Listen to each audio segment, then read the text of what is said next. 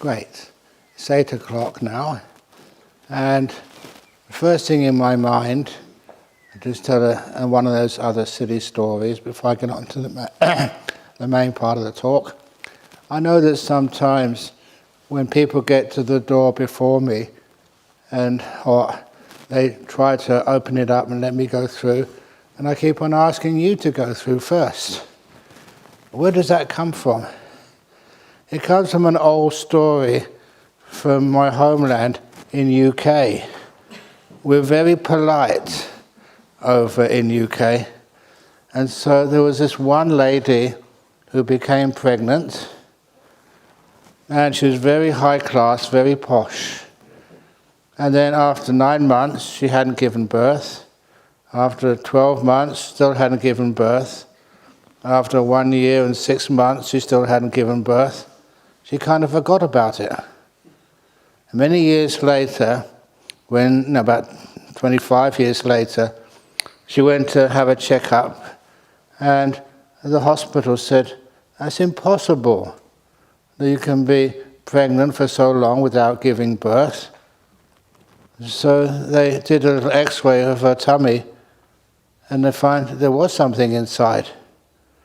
So they operated and opened up her womb, and inside they found the cause of the fact she'd been pregnant for such a long time. Inside her womb they found 2 twins, still alive, and they were dressed as proper English gentlemen, with nice suits, bow ties, and don't encourage me, and bowler hats, and little briefcases. They were proper English gentlemen. And they saw the 2 of them arguing. "After you, Percy." "No, no, no, no, I insist. After you, Claude." "No, no, no, after you, Percy." That's what happens if you have twins in UK. I know it's a silly joke, but it came to my mind when I tried to get someone to go in the door before me. Anyway, I hope you can understand that silly joke, and I hope you understand why we have senses of humour as monks. Okay. Ajahn and the Venerable City Buddha asked me, did Ajahn Chah have a sense of humour? He certainly did. And did the Buddha have a sense of humour? I reckon so. May I have permission to tell this story about Pajitya rule for nuns, number 8? The 8th Vinaya rule in the Pajitya section for nuns. Oh, good.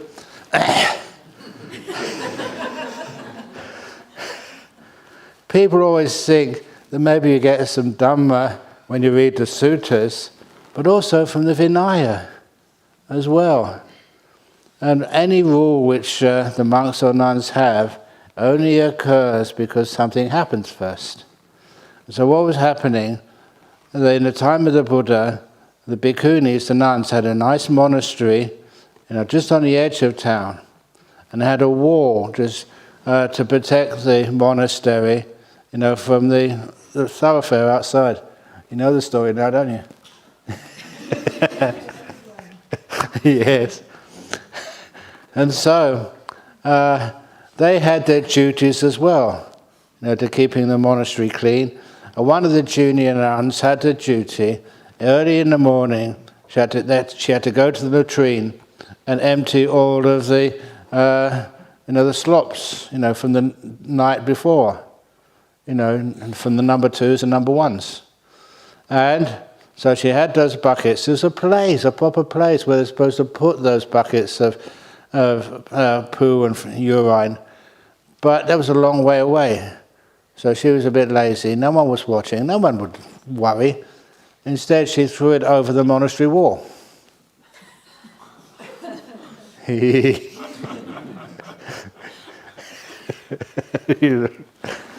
If it can happen, it does happen. It's called Murphy's Law, which should be one of the rules of Dhamma. There just happened to be a gentleman outside the monastery wall, all dressed up, about to go to the royal court to get a contract with His Majesty the King at that time. And he was, properly dressed. In those days, the guys had to wear some kind of perfume, deodorant or whatever. And he was just thinking about the business deal, which would really do well for his business. And as he was walking outside, minding his own business, it just so happened that was the moment when the nun threw the bucket of slops over the wall, right on top of him. And as soon as it fell all over him, he was surprised, and then angry, and he wasn't going to let this one pass. So he said, these nuns, they call themselves nuns, they're not real nuns, look what they've done to me. And so, being angry, there were these torches along the road to light the way. There's like a light. So he picked up one of them and he said, I'm going to burn down their monastery. And as he went in the front gate, there was a lay attendant guarding the place. And the lay attendant said, where are you going? Look what they've done to me. I was going to the palace and I got all this stuff on me. And the lay attendant was very smart. He said, what? You got that from these holy nuns? Yeah, don't call them holy nuns. Look what they've done to me. And the lay attendant said, wow, that is so lucky. You don't know how just holy those nuns are. That's the first time I've ever seen anyone be blessed like that. You usually get holy water, but not the real stuff.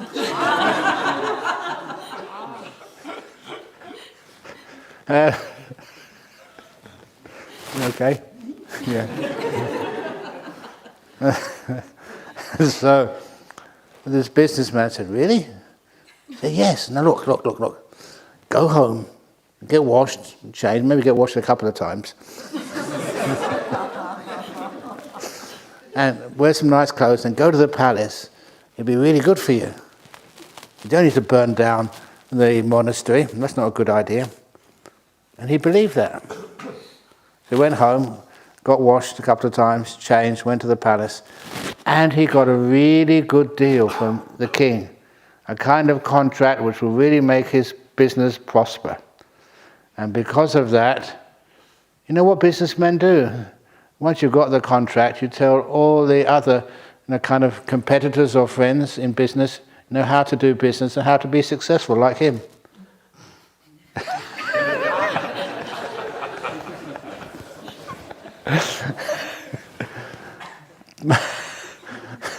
But before the nuns' monastery was inundated with requests for the real holy water, the Buddha heard about it, and the Buddha sort of called the nuns over and made it a rule against the Vinaya. It's the 8th rule in the Pacittiya section for nuns, that any nun who throws a bucket of shit over the wall incurs a Pacittiya offense. Is that true, Venerable Karunika? Yes. I remember when I read that. There is a sense of humour. There is some funny tales which happen. And so it couldn't help me laughing. It doesn't just make me laugh, it makes me want to tell all of you that story and every retreat. But anyway, the main subject of the talk this morning is, a standard talk. You know that many times you think, Ajahn Brahm just tells funny stories and jokes. There's a lot of Dhamma in everything I've said so far. But one of the reasons I keep it very light, when you first come on a retreat, number one, you've got to get the listener's confidence. Not just their confidence, their trust, they want to hear you, by telling a little bit of Dhamma and a few things which are entertaining. But by this time of the retreat, hopefully you're settling in. And so we go deeper into the Dhamma. And one of those things, which I'm now going to talk about, is something you probably expected me to talk about, was the Anapanasati. That was one of my first meditation objects, and it's very, very helpful. Now, the first thing I'm going to say about Anapanasati, there's a lot of difference between Anapanasati and its close rival, what many people do, which is called Anapanasati.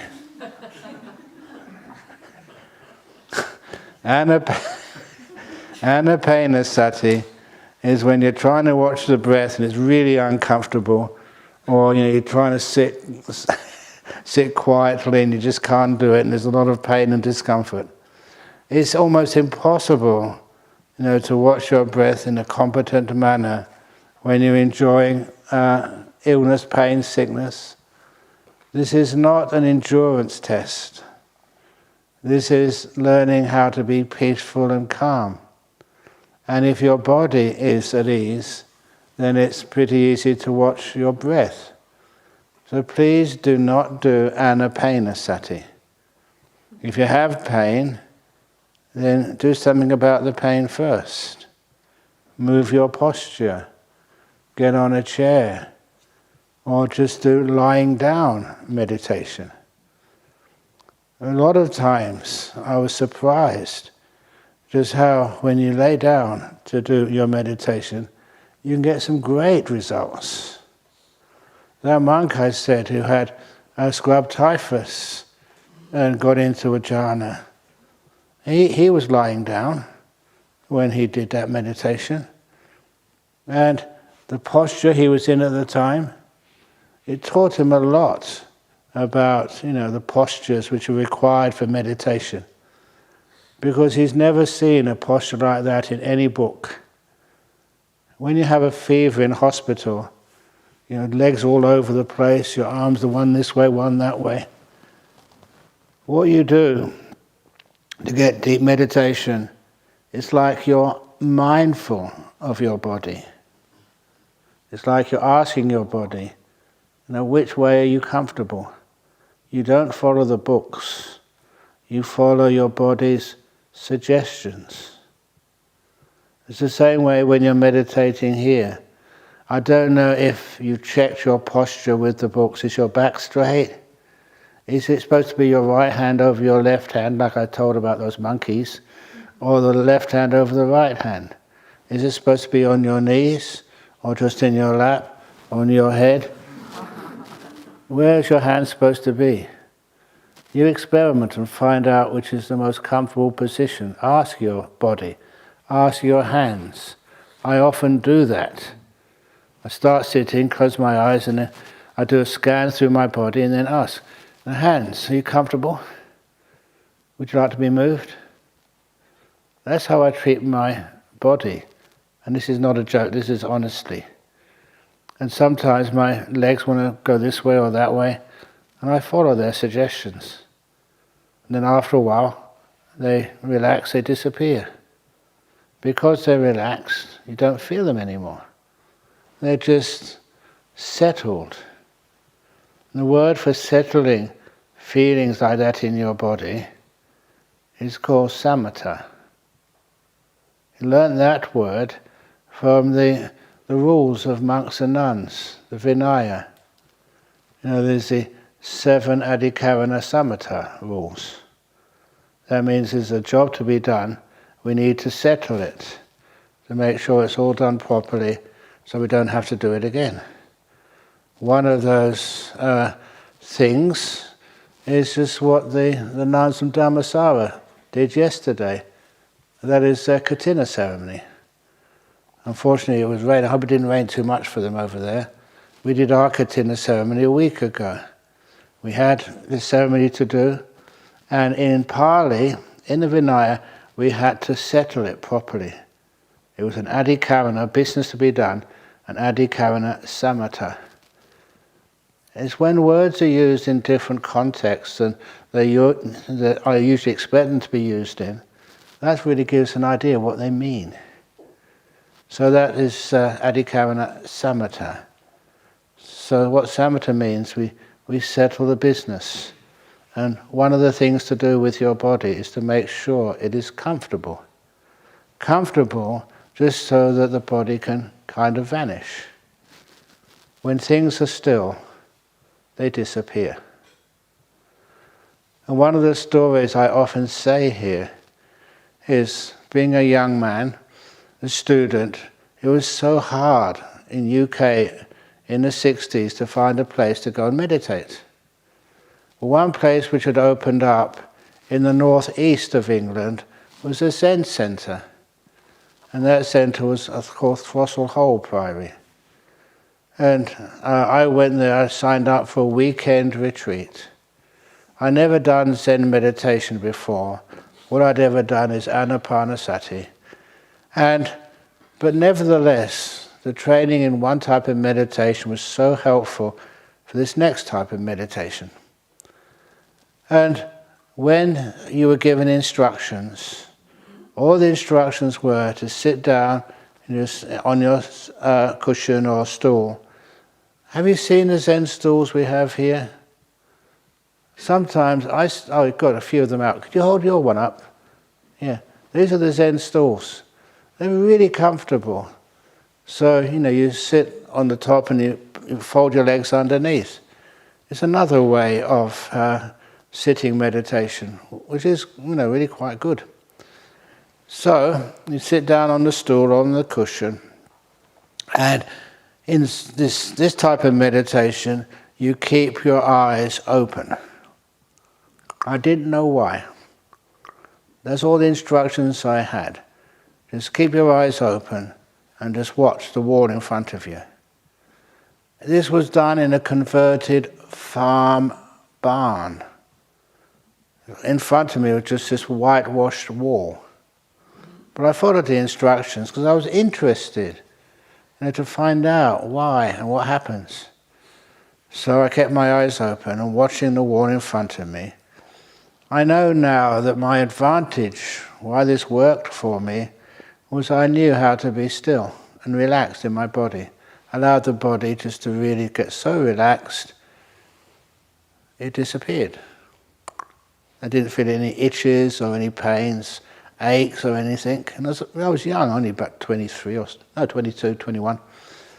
And I was watching the wall, and I wasn't thinking or fantasizing. That was the second advantage. I learned through meditation, let go of the past, let go of the future. When you let go of those things, most of the fantasizing just disappears. You just got the present moment.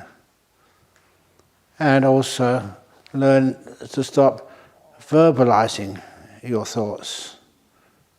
Just to be still, with your eyes open, watching a whitewashed wall. And because of that training I'd already had, as I was watching the whitewashed wall, with eyes fully open, fully mindful, in the morning, not sleepy, that was when the wall vanished. It was there one moment. My eyes were fully open. It wasn't there anymore. That was weird. But please remember that was in, early 70s. And the culture of that time, that was cool. You weren't afraid. It was kind of weird. Didn't understand it at first.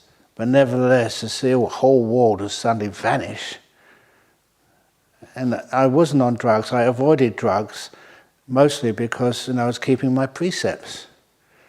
When a wall just suddenly disappears, where's it gone? That was wonderful. And that taught me a lot. The insight which I got from that was crucial to things like anapanasati. Because what was happening, because my mind was alert, because I wasn't thinking, I was just seeing this image which didn't change for minutes. When everything is still like that, things turn off. It's like a switch of visual consciousness turned off. The wall vanished. The similar experiences are when you're in a place and there's a hum of the traffic in the background. After a while, you can't hear it. Or where my mother's apartment was, it was on the 17th floor, and this big window, this wonderful view towards west of London. Now you could see like Windsor Castle in the distance. And for the first couple of days when we moved in there, when I was still a lay person, you could actually just spend so much time just looking at the window for a couple of days. Then you never looked through the window anymore. You got used to it. It became, what's the big deal? Anything which is stable, constant, you tend to turn off. In fact, your brain is only wired to notice things which change, which is one of the reasons why you can be in a noisy room somewhere, but you always sleep in that room, and after a while you find you can go to sleep very easily. It's common, it's not dangerous. If something is stable, the mind turns off from it. That's why people can live in noisy parts of the world and they still have a wonderful night's sleep. Because the mind, the brain turns off. And you could see that happening in this retreat which I did. They had the wall in front of you, eyes fully open, and then it vanished. The whole wall disappeared. My sense of seeing turned off. And that's what happens, obviously, when you go to sleep at night. It's also what happens when you meditate. If you close your eyes, I can see the inside of my eyelids, first of all. They're red. But they don't change. And after a while, they turn off. That idea of turning off the senses is what I learned from that retreat and how it works. You don't need to go to a perfectly silent place. You don't need to have a body which has got no aches or pains at all. You don't need to go to a place which has no smells or no tastes. Just make sure that everything is kind of constant. And in that stillness, the things disappear. And early on in my years here in Perth, I was a 8-9-year-old monk when I first came to Perth. And when I came here, I think the first weeks, someone showed us, actually they came to see Ajahn Brahm and myself. They had a sensory deprivation chamber.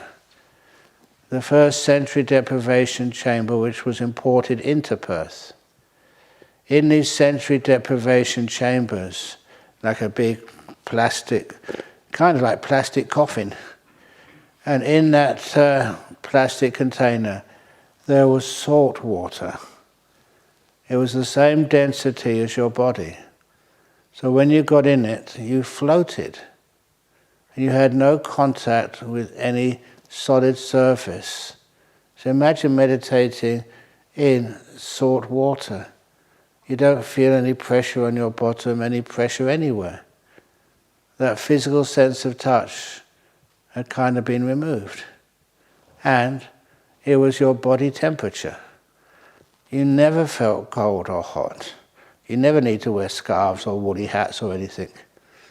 And it's one of the problems here, and I appreciate that. There's some people here like cold, some people like hot, and it's usually you're not one of the people in the middle, so you have to endure a bit. But we try our best for you. I often said with those little meditation cushions I wanted to design, you can actually change the temperature for yourself. So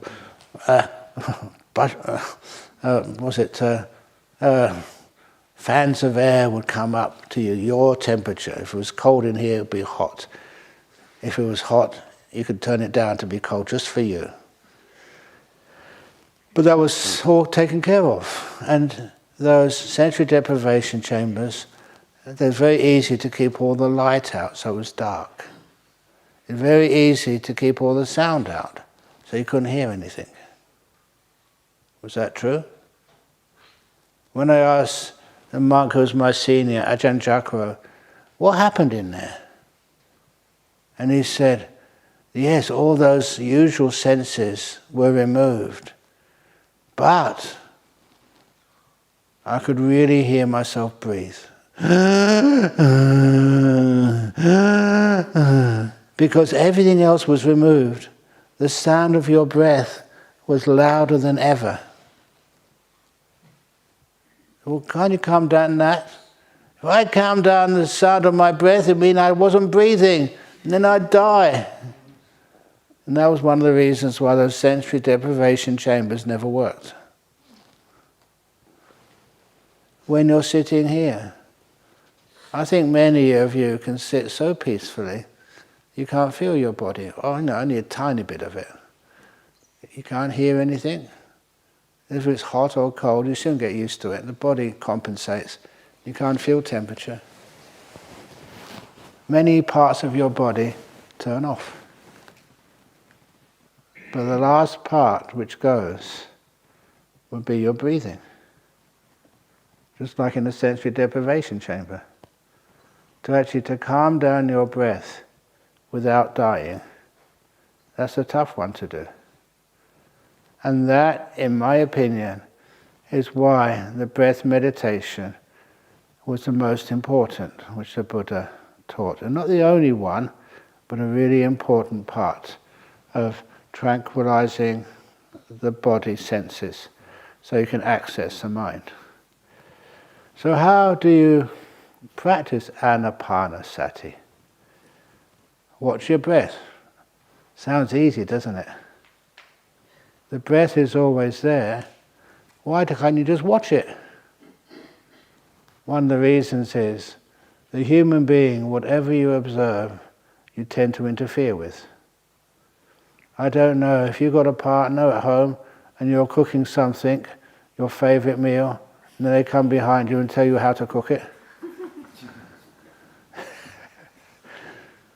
Or the backseat driver, someone's driving you to an appointment and the one in the backseat tells you, don't go this way, go that way. No, don't go that way, go this way.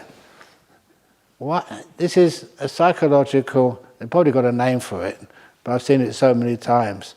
Whatever we observe, we tend to interfere with. We know how to do it better. Even breathing. Crazy. But to be able to watch the breath and leave it alone. Let it breathe. Instead of controlling it. To make this point, I developed a simile.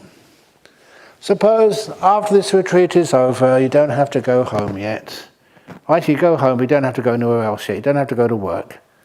And in the Sunday afternoon, at the end of this retreat, you receive a phone call. One of your friends, hey, I hear the retreat is finished now. Is that correct? I said, yeah. Are you free? Yeah. Would you like to come out for a cup of coffee? Yeah, okay. And he said, now I want to take you to this coffee house which I've found. The best coffee in the whole of Australia. But when we go to this coffee shop which I've found, now I always like sitting in the back, not in the front. I know you like sitting in the front on the veranda, but no, sit in the back. And I want you to also to have these chocolate chip cookies, because I like them. I know that sometimes you say it's too much sugar, but I like them, so please you have some as well. They're good for you. We're going to sit in this little seat in the corner of the restaurant, and I have 1 hour, so we're going to sit there for 1 hour. Okay? And we're not going to talk about your Buddhist mumbo-jumbo. We're going to talk about politics. Politics is really important. People live and die because of people take advantage of politics. So that's what we're going to talk about. It's important. How would you react? when somebody tells you where you're going to go, where you're going to sit, how long you're going to sit, what you're going to contemplate, what you're going to drink and eat. I don't know about you, but I would say to them, oh, I forgot. I've got a dentist appointment this afternoon. Who wants to go and have a cup of coffee with a control freak? No fun at all. Not interesting. So because you're a Buddhist and have taken precepts, you ring your dentist to make an emergency appointment. You've got to be truthful, or at least appear to be truthful. And after you made the appointment, somebody else gives you a call. They say, oh, I heard you've had a wonderful retreat. How was it? It's pretty good. You're a bit careful now. And they said, would you like to... I'm always interested in meditation and Buddhism. Do you like to go to like a coffee shop and we can have a chat about it? And what coffee shop? Oh, you choose. I know that sometimes you prefer tea instead of coffee. You choose. And you can sit wherever you like, on the veranda if you wish, in the middle or on the edge. I'm not going to tell you where to sit. And what am I supposed to eat? Whatever you want, or nothing at all. It's up to you. You're my guest. And you go to that coffee shop and drink what you want to drink. Sit where you want to sit, where you find it most comfortable. And talk about the things which really interest you. And what happens? You spend all afternoon there. Not just an hour, but maybe 3 or 4 hours. Because you're with a friend who never controls you. Do you get the simile and the message which that simile is trying to convey? How many times do you come in here and tell your body, it's supposed to be your friend, not your slave, and tell your body, you're going to sit here for 1 hour. And you're not going to sit there, you're going to sit over there, because I want you to sit over there, not over here. And you're going to watch your breath. Nothing else. Breathe in, breathe out, breathe in, breathe out, okay? Now can you understand why your mind rebels? It's not going to be told to do what you want to do. It's what is comfortable for it. So that's one of the reasons why, one of the big mistakes with breath meditation, you tell yourself how to breathe, how many breaths, where to sit, for how long. Oh my goodness, I would rebel. When you realize what you're doing, you understand why. You can't find any peace in breath meditation. And look, honestly, how many years have you been breathing? Do you need to tell your body how to breathe? You should have known what to do now, after all these years. And also, I trust my body. And that's really important. He knows how to breathe. Have you ever had that experience, you're meditating, and the breath kind of stops, pauses for a while? It's gone out, it doesn't want to start coming in. How many of you get scared? Say, come on, breathe. You disturb it all. Your breath will start breathing when it needs to. You don't have to tell it what to do. And it'll breathe the way it wants to, not the way you want to. So your job is just to be aware of the breath going in. You can go in any which way you want. You know that sometimes, I don't know if you've had this experience, you're watching your breath and it goes in, stops, and goes in again. 2 in-breaths. So because the first one wasn't quite big enough. And then out. That's why I did that as a method of meditation years ago. 2 in-breaths, and then 1 out-breath.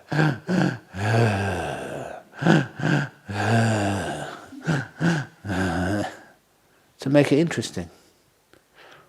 I experimented with it.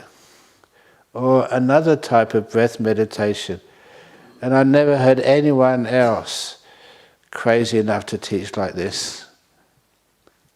I'll prove it now to you how it's so different than ordinary breath meditation. Please close your eyes and just breathe in and out 3 times.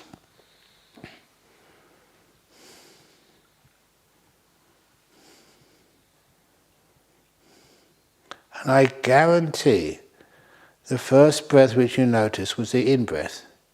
It was in, out, in, out, in, out. Now, breathe in and out 3 times, but start with the out breath. Out, in, out, in, out, in.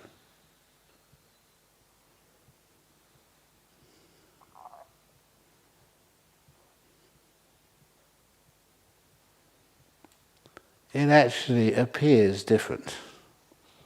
It must be the same, just breath meditation, breathing in and out, but because you start with the out breath first and then the in breath, it's kind of a different experience. And little experiments like that just show what you can do and how different these breaths can be. Number 2, you've been told in the books to watch the breath at the tip of your nose, which will go in and go out. There's a word in Pali which is gomayang. Many of you have heard me teach before. What does gomayang mean? BS, yeah, bullshit. I'm not supposed to say that word. Sometimes being a monk is like being a vicar in a church. You're supposed to speak only proper language. That's really frustrating. And anyway, in the Vinaya, the Buddha taught the monks should always use the local language. This is Australia. It's true. Even if it was Texas, they can use all sorts of language. But anyway, so I had a fortunate problem with that for doing breath meditation. My father suffered from asthma. He actually died from asthma eventually. And I never inherited the asthma, but I did inherit things like hay fever. It's an allergy to pollen. And some of the other things I'm allergic to, and it's weird, I'm allergic to apples and also to honey. A few other things as well. So people say, Ajahn Brahm, you should eat more fruit. You give me more mangoes and more jackfruit, which I love. It's not that I'm allergic to fruit. It's not that I don't like fruit. It's just some of the fruit gives me indigestion afterwards. And especially honey. I never ate honey when I was young. We were just too poor to afford honey. And these days when I eat honey, I can't digest it properly. It's weird. So I'm not doing what I like to eat, it's just kind of what my body allows me to eat. And so because of the hay fever season, a lot of times, my nose is blocked. And so I remember, asking for some advice when I started doing breath meditation. What can you do with you got a blocked nose? And no one gave me an answer. So I thought I would only be able to do meditation on the breath, only a few months of the year when there's no pollen, didn't have a blocked nose. Now look at me. I meditate all the time. So that taught me a great lesson. You are not supposed to watch the breath at the tip of the nose. This is not nose meditation. Later on, I heard the Mahasi Sayadaw was teaching, watch your breath at the belly. The belly rise up and down. So I thought, wow, great. I can now do breath meditation when I've got hay fever. But that didn't work once you started keeping 8 precepts or became a monk. You know why? Your belly is so close to your tummy. And if you're not eating in the afternoon or evening, when you're supposed to be watching your belly rise and fall. I noticed I wasn't watching my belly rise and fall. I was noticing my empty tummy in the afternoon. Oh, I'm hungry. I was a young man, of course you're hungry if you don't put any food in you. So I thought, now what to do? And then you kind of figured it out once you started to learn some Pali. The Buddha never ever said to watch your nose or your belly. He said to watch your breath. And you may think that's a small thing. That was huge, for me anyway. Because even though I had a stuffed nose, I was still breathing. How was I breathing? Where was it going in? Where was it going out? I didn't have to worry where it was going in and going out. All I needed to know, it was going in somewhere. It was going out somewhere. And that started to make the meditation on the breath so easy. I was always breathing. I never paid any attention to where. And so after a while, the meditation on the breath got even more simplified. Number 2, in the Buddha's description of anapanasati, he said, know the breath if it's long, know the breath if it's short. And I was an honest and I was critical, because I was taught to be critical, and I was a scientist. And so, many times, when I started watching my breath, it wasn't short, it wasn't long, it was kind of in between somewhere. And the Buddha never taught, please watch your breath when it's in between, when it's kind of shortish long. And it kind of confused me. Am I doing it right? Am I supposed to make a very short breath? Or make a very long breath?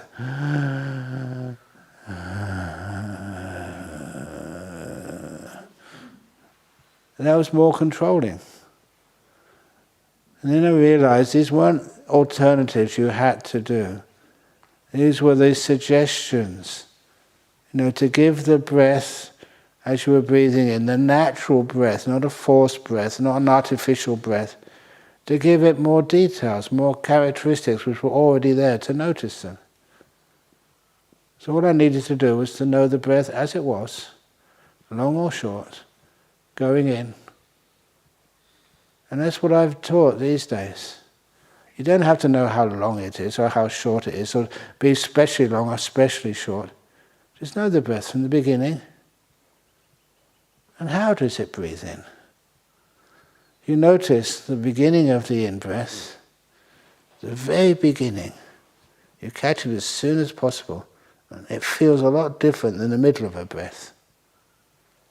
And the end of the breath, for me, it breathes in and then decays, disappears very quickly. One in-breath, say. And then also, this is a challenge for you, something you can do. When the in-breath is finished, there's a space, a gap, before the breath breathes out. Roughly, how long does it feel? Don't interfere with it. Don't time now to breathe out. Let your body do this. When you start breathing out, you breathe out and then it finishes. Is the gap between the out-breath and the in-breath the same as between the in-breath and the out-breath? Which one is longer? Is that important to know? Of course not.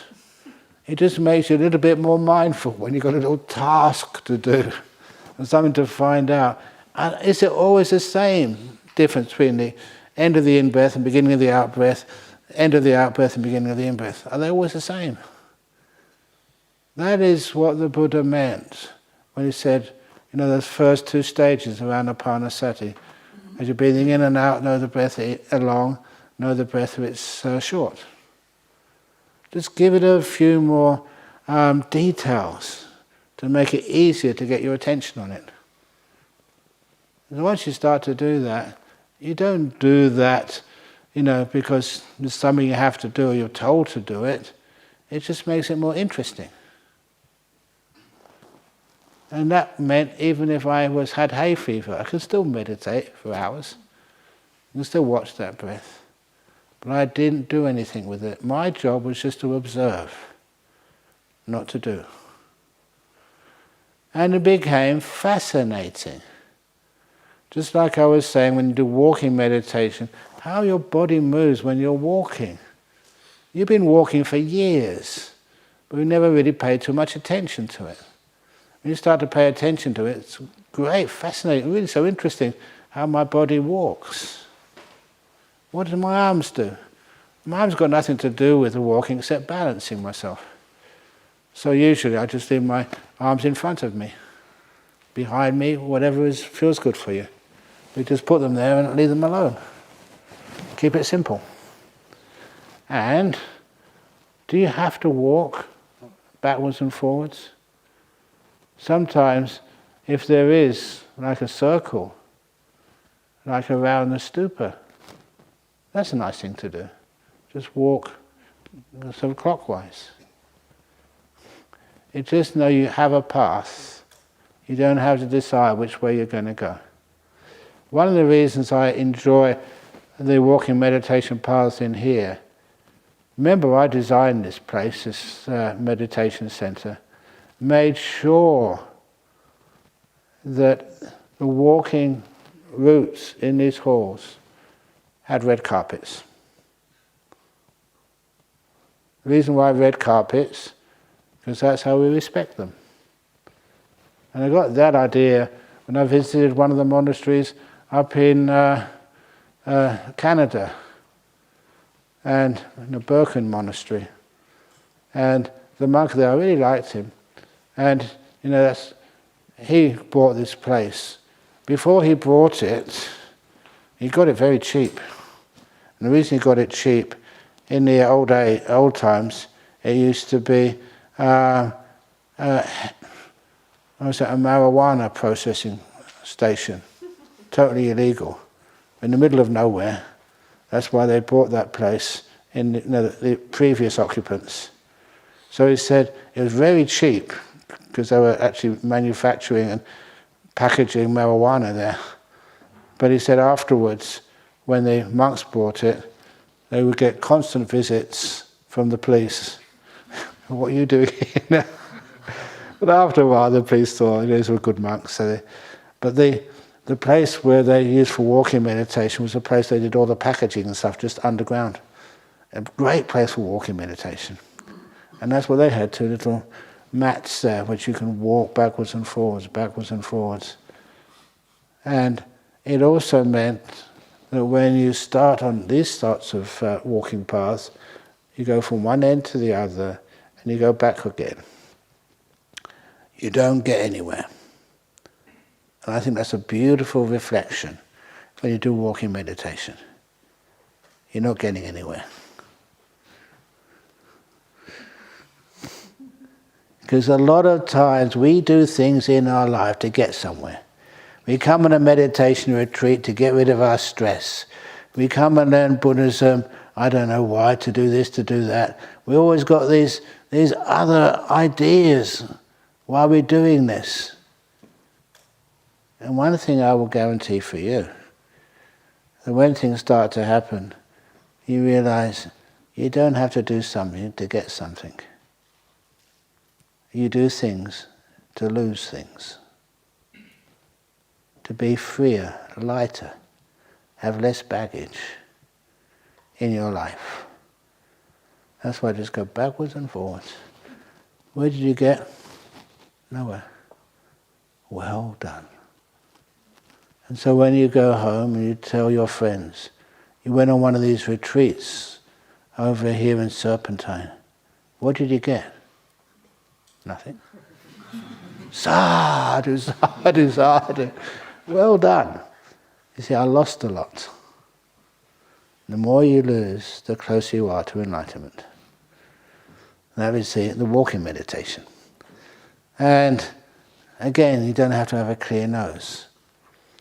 So you have all these kind of stages, 16 stages of anapanasati. Do you have to do all of them? Of course not. This is a natural process. It's not like going to college and, I grade you and I give you questions and say, okay, you finished stage 1, now go to stage 2. You can feel it just happens naturally. As the breath gets very calm, naturally. Why does the breath get calm? Because you're just either sitting perfectly still or you're walking slowly. You're not needing much oxygen. You're in a vehicle which is not burning much petrol. So of course your oxygen intake and outtake goes less and less and less. It doesn't stop yet. Later it does. He. But it gets very less. And it does actually say to calm down the in and out breath. But this happens naturally. You don't do anything. Because again, you're hardly doing much at all. It gets very less. And then what happens, I always call these the pivot points of breath meditation. The 5th and 6th, 7th and 8th you might include, stage of breath meditation. Where as you're breathing in and out, you experience piti and sukha. Experience both of those mental formations. They come from the citta. You're not feeling the breath with your body sense. You're experiencing the breath through your mind. That's why it starts to appear so beautiful. Lots of piti sukha. When that starts to happen, you find that you can sit for long periods of time. So happy. How long can you sit for? And now comes the story of the Vietnamese monk in Sydney a few years ago. This Vietnamese monk was teaching a 9-day meditation retreat. And this Vietnamese monk, they started off with they didn't start off with a talk. They had the briefing, and they start off with a short meditation. So he started off with a short meditation. And after about half an hour, he was supposed to finish and give a talk. But then, after half an hour, he didn't come out of meditation. Not for another 8 days. He just sat there for 8 days. Didn't eat, didn't take any water, didn't go to the toilet. Just sat there like a Buddha statue. Perfectly still. Didn't go to bed at night, just sat there like he was frozen. If any of the monks or nuns which you see do that in front of you, don't get afraid. Don't call for an ambulance. Leave them alone, please. They just get into these deep meditations. And this monk, when he came out from that meditation, he sort of apologized. So sorry, I should have prepared. All you need to do is, you tell yourself before you enter the deep meditations, I must come out at a certain time. I must come out, so it's almost 9 o'clock now. I must come out at 9 o'clock. I must come out at 9 o'clock. I must come out at 9 o'clock. Got to give interviews. You just mention that, your own alarm clock inside. And then when it gets to 9 o'clock, you come out. It's as simple as that, and really effective. If any of you want to try this, but you haven't got deep meditation yet, tonight, when you go to sleep, you lay in your bed, tuck yourself in, make yourself comfortable, and then tell yourself, I must get up at 3 a.m. Okay. 4:30? 5? 6. So suppose you want to get up at 6 o'clock. What you tell yourself is, I will get up at 5 minutes to 6. I will get up at 5. I'll wake up at 5 minutes to 6. I'll wake up at 5 minutes to 6. I'll wake up at 5 minutes to 6. Tell yourself 3 times, as mindful as you possibly can. Set your alarm clock for 6. Because a lot of times you don't trust it. The first time I did that, my first meditation retreat, I was amazed at how well it worked. If you do it mindfully, carefully, you don't need the alarm clock. And that's what you do to get out of deep meditation. And you don't need to worry about anything at all. You have a beautiful time in deep meditation. You can't think, you can't hear, you're still. And the more still you are, the more you bliss out. Okay, I do have to give interviews now. First day of interviews, and it's always a lot. But thank you for giving me an extra day off yesterday. I'm very in awe of you. I will continue on with Anapanasati tomorrow. That's part 1. Are you okay with that? Great. Okay. Sadhu, sadhu, sadhu. Oh.